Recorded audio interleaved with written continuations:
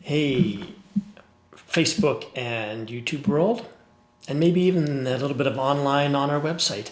It's Bill Harder here with Hospice Society of Camrose and District for another episode of 300 Hospice Seconds. Today's theme is guilt. So often in my work with clients, somebody will say, I feel really guilty about something to do with the end of life or the death of an individual. And as I listen to the story, I think, that doesn't sound really like guilt. And over the years of work, I've distinguished actually two different experiences, and we call both of them guilt, in part because we don't really have a good word for, the thing that isn't guilt. So I'm going to describe these two situations.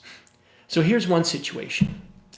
An individual comes to see me, and she says that she was caring for her elder parent. And it was a really great relationship. She lived with her father and cared for him, really enjoyed that relationship. She was single. And one day her father says to her, when I get to the point where my health isn't very good, I don't want you to put me in a nursing home. And she says to him, no, I definitely won't. You can stay and live with me here until you die, and I'll care for you at home. And everybody was happy. And then one day, something happens, and his health declines significantly. He goes into the hospital, and the doctors ascertain that he can't return home. His healthcare needs are greater than a home setting can provide for. And so they find him a room in long-term care. And when he goes into long-term care, he says to his daughter, but you promised me. And then he dies. And so a little while later, I meet up with the daughter who says, I just feel so guilty about this.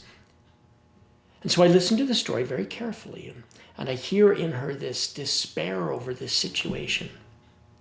So I describe guilt. And guilt, of course, is a psychological, or some people might say a spiritual function of an aspect of our ego, in which we are trying to stay on our moral path. So we all have this sense of right and wrong, this morality. It's very personal to us. If we step off our moral path for some reason, if I think it's wrong to lie to my friends, and for some reason I lie to a friend, guilt rises up, smacks me in the back of the head and says, hey, Bill, you stepped off your moral path.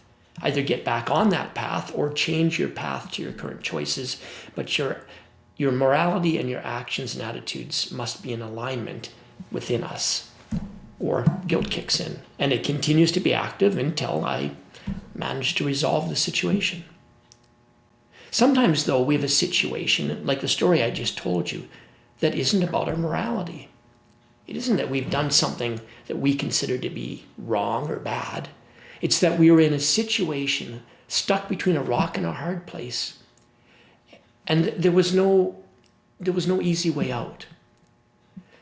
Or it's a situation that was just really sad or hard, and in retrospect, we wish it could have been different, but we didn't have the power to change it at the time or after the fact.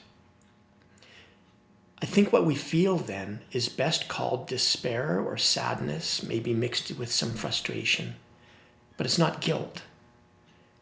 And the reason the distinction is important is that if it's truly guilt for us, that needs to be resolved. We need to fix that within us or with somebody else, if at all possible. Exercise self-forgiveness. But if it's not about our morality, then it isn't guilt, and we don't have to do that resolution work. Then what we need to do is simply make space for the truth that the emotion I'm feeling is probably despair for a situation I can't change. And we need to experience the sadness of that. So that's a significant distinction. On the one side is true guilt, on the other is what I call pseudo-guilt, or just renaming. Well, you know what? That is 300 Hospice Seconds. I'm Bill Harder. Thanks for watching.